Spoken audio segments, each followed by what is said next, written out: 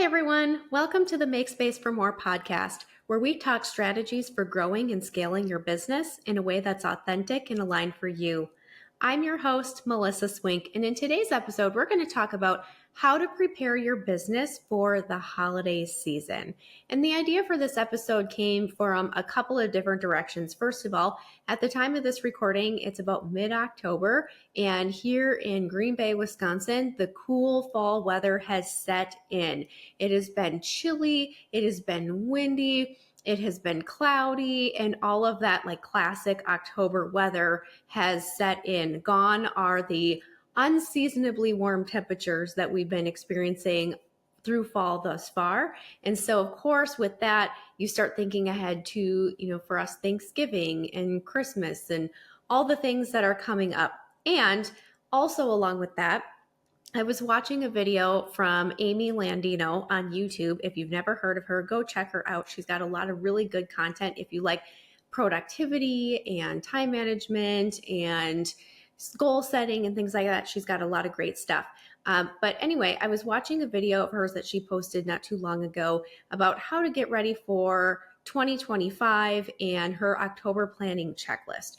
And when I listen to videos like this and I'm looking at other content, a lot of times we're talking about what are the goals for the next 90 days of the year and so on. But surprisingly, this video had a lot more to do with planning for the upcoming holiday season and preparing early so that you're not carrying over all the busyness and, maybe even stress of the holidays into 2025 and kind of starting, I don't want to say like behind the eight ball, but you know what I mean? Like when you are investing so much of your time and money into the holiday season and you're kind of running around and you're trying to do all the things, and then January hits and you just feel like you need to take a break.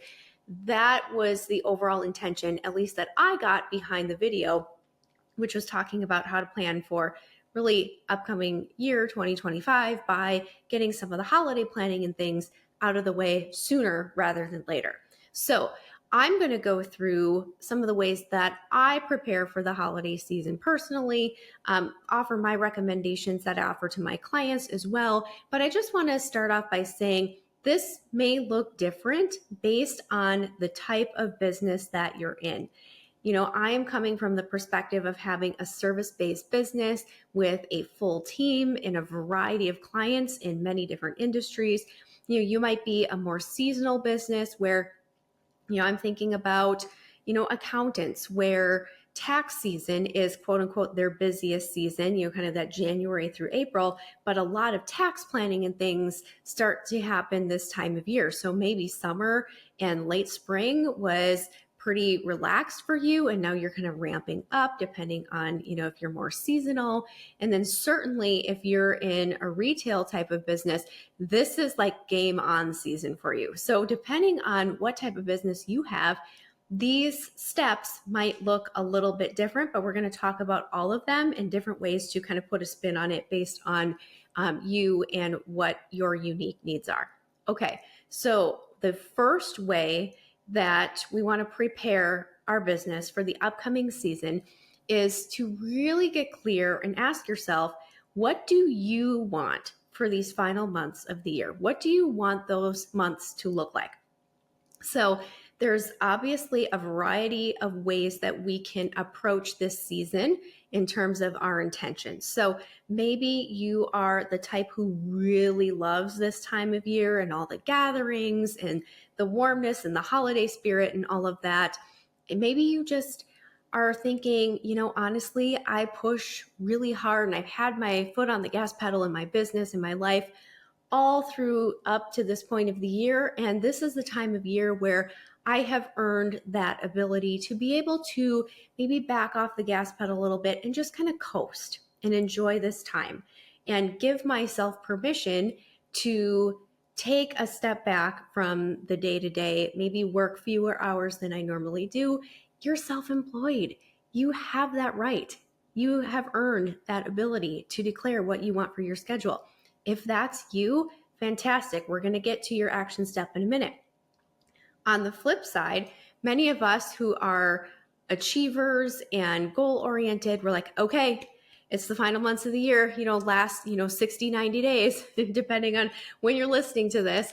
But maybe we're looking at, okay, what is the number one thing that I absolutely want to make sure that I accomplish before the end of this year, because I do not want to carry it over to 2025. Maybe you have a sales goal that you're working on. Maybe you want to break your first 100,000. Maybe you want to get to $250,000. Maybe you're working on closing in on $1 million a year, or even beyond that, depending on where you're at in business. Maybe this is something that I would really love to be celebrating on December 31st of this year.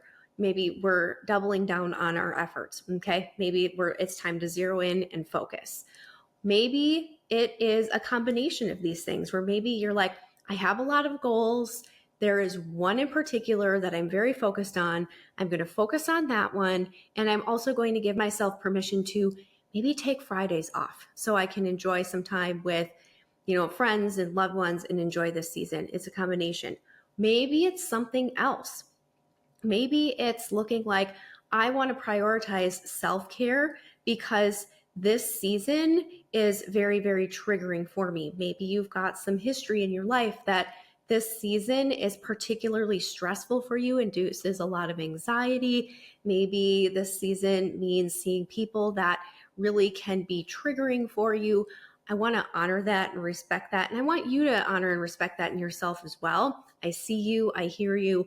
Just know, what do you want? What are your intentions for these last months of the year? And so no matter where you're coming from, no matter what your intentions are, your action step on this is going to be use time blocking to set up your calendar accordingly. Now, I'm not going to dive deep into time blocking and calendar management and all of that in today's episode, but if you want to get more information about that, I did talk about it quite extensively in episode 5. So you can go back and listen to that. But the point is that we want to put parameters on what do we want to be spending our time on during this holiday season.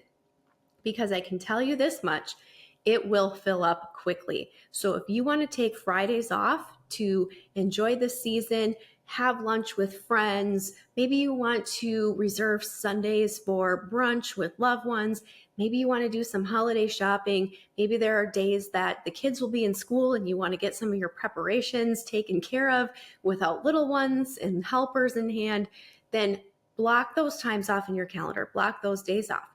Maybe you are working on that goal that you absolutely positively want to hit before the end of the year. What do you need to do in order to make that happen? Block off those times in your calendar. Maybe if this is a particularly stressful season for you, this is a great time to treat yourself to a massage, or maybe you want to go to a local yoga studio and make sure that you get in some relaxation time and some breathing and some stretching and some overall movement for your body. Whatever that looks like for you, put it in the calendar, reserve that time for you, and do it in advance before everything else just inevitably creeps up and fills in, okay? All right. Step number 2, or I should say the second way to prepare your business for the holiday season, is to prepare for time off and make sure that you have coverage that is set for necessary operations. Now, again, this might vary drastically for you based on the type of business that you're in. I'm going to go ahead and go to our retail listeners for a moment here. So retail, this is a big season for you. So now is the time to maybe gather your team up and take a look at, okay, what are our hours going to be? Are we expanding our hours, in the evenings and weekends during primary shopping season? Who needs off and when? Tell me now so we can plan for coverage accordingly, that sort of a thing. So maybe it's taking a look at, what hours do we need to be open? What coverage do we have for those hours? And so on. Now, on the flip side, maybe if you're like me, you're in more of a service-based industry where a lot of our clients are going to be kind of taking a step back during holiday season as well. I like to survey my team at least a month in advance. Usually we get these out probably by mid-November and say, when are you going to be planning some time off? Like AKA when are kids home for holiday break, winter break, things like that, and start planning ahead to see who is going to be off, when are they going to be off, what clients are affected or what operations may be affected by this time off, and who else is available to be able to help with some of these things, to help with coverage. And then that way, as we're looking ahead, we're able to plan for that backup coverage and do some cross training, making sure that those who are going to be supporting clients during that time off, during others' time off, or maybe they're going to be doing some critical operations during the time that others are off, so that we can make sure they have access to what they need access to in terms of software and things like that. And they have the tools that they need in order to have things go as smoothly as possible as we have a more limited team available. We also take a look at what are our clients going to be needing from us during that time as well. So we survey our team. We also survey our clients.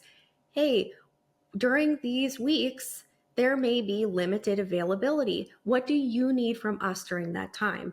And so we're able to make sure that everybody can have the time off that they desire and also make sure that needs are being met. And so your action step here with making these preparations, kind of having conversations with your team, having conversations with your customers, is to figure out, what is needed for your business during these more intense holiday weeks. So this can look like, creating schedules in advance. Maybe it looks like planning ahead, working ahead. Maybe there are things that can be done in advance and ultimately scheduled out, like super low-hanging fruit. For an example here could be social media posts. Maybe we're going to be scheduling out a few more weeks in advance so that we have all of our holiday posts ready to go. So then nobody is having to spend the week between Christmas and New Year's scheduling out content for the beginning of January. Maybe we're looking at that ahead of time. Another thing is, those communications, letting your clients know we're going to have limited availability this week, or, we're going to be closed from this time to this time, things like that. As much notice that you can give people to plan accordingly, the better and the less stressful all those last minute requests are going to be. So we're trying to mitigate those types of situations so that we can all be as relaxed as possible and prepared as possible. Again, this might look a little bit different for you based on what type of business you have. Maybe it's communicating with your customers, hey, we're going to be open late on Thursday evenings. And maybe you have some special like sip and shop types of things to attract them into your store during this time.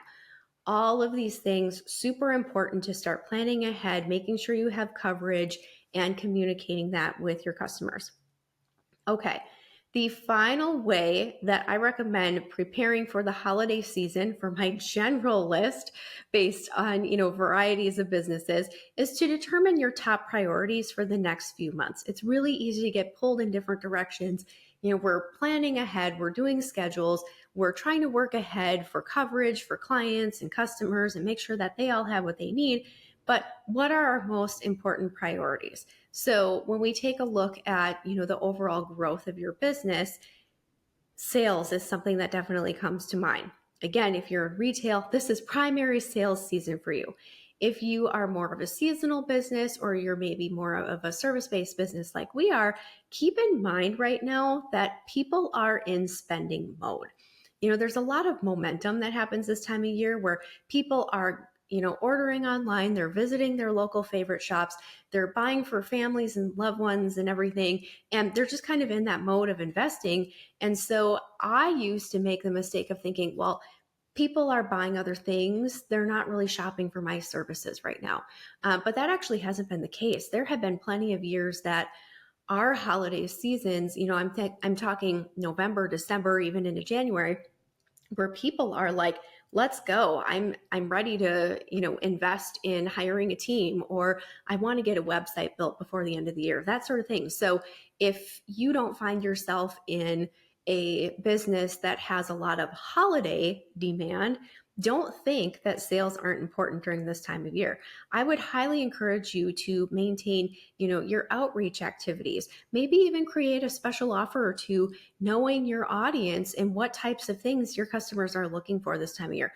What are some of the things that they would like extra support on? What are some things that you can offer them within this season that would be of value to them? and making sure that you're communicating consistently, probably even more than you normally would, just because it's the most distracting time of the year, of what those offers might be.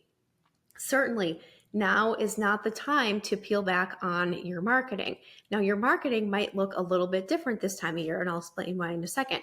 The thing is, we want to stay consistent with marketing, because what we don't want to have happen is kind of that feast and famine cycle. We want to continue to maintain and nurture our pipeline and our prospective customers during this time of year. We don't want to drop off the face of the earth and then have to ramp up and gain all that momentum back in the first part of 2025. So what I like to do for my marketing during this time of year, I like to create content that is easily digestible but consistent. So one example is we always do our classic 12 days of Christmas, aka 12 things to delegate to a VA, that sort of thing. And we go through probably our top 12 most popular services of that particular year. It's light content, it's informative, it's engaging, it's something that people can kind of glance at and like, oh yeah, I could use help with that. Or, that's really interesting. I didn't realize that you could outsource something like that. So it's easily digestible, but it's consistent. It's still out there. It's not like we have disappeared completely from the web because we're not Amazon, if that makes sense. Other things to take a look at for top priorities for these last few months. Projects.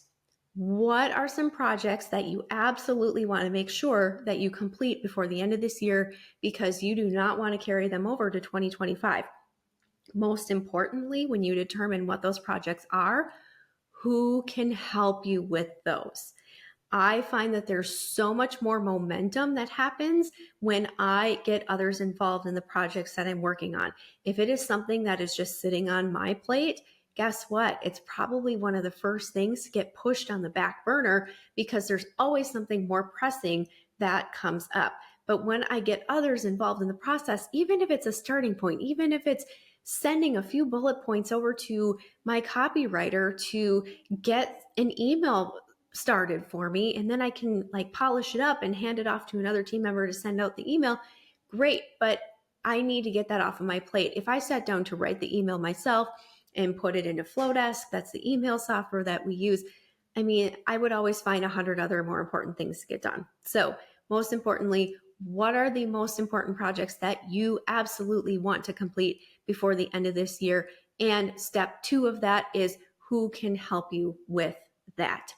If you're unable to invest in help with getting these projects done, do you have a quote unquote business bestie that you can communicate with and have that person hold you accountable to take action steps to get those projects completed? Okay. I hope you found this information helpful. It's kind of a combination of, the mental state that I'm in given the weather and some of the things that I'm starting to see from others' content, but then also sharing a little bit more behind the scenes of how we prepare our business for the holidays and how you can do the same. So if you know a business owner who is going to be juggling multiple priorities during this upcoming holiday season, that's a lot of people, by the way. Lots of, parents, grandparents, and, we're talking about, people with families, people with, friend groups, people who are volunteering a lot during the season, our retailers, we have so many priorities this holiday season. So this is probably quite a few of you, but would you please consider sharing this episode with them? I think getting a jump start on your intentions and your preparations will definitely help with getting you set up for success this season and feeling like you've accomplished what you've wanted to, but then also given yourself permission to also enjoy the things that matter most to you during this season. So thank you so much for listening today. I hope that you got a lot out of it, and I look forward to sharing more tips and tools and strategies to grow your business beyond you in an upcoming episode. Have a wonderful day. Bye-bye. Thank you for tuning in to another episode of Make Space for More. We know these insights are valuable, and we hope you are inspired to keep growing your business beyond you. Remember, growth is a journey, and you don't have to go it alone. Until next time, keep automating, delegating, and elevating your business. This is Melissa Swink, and I'll see you on the next episode of Make Space for More.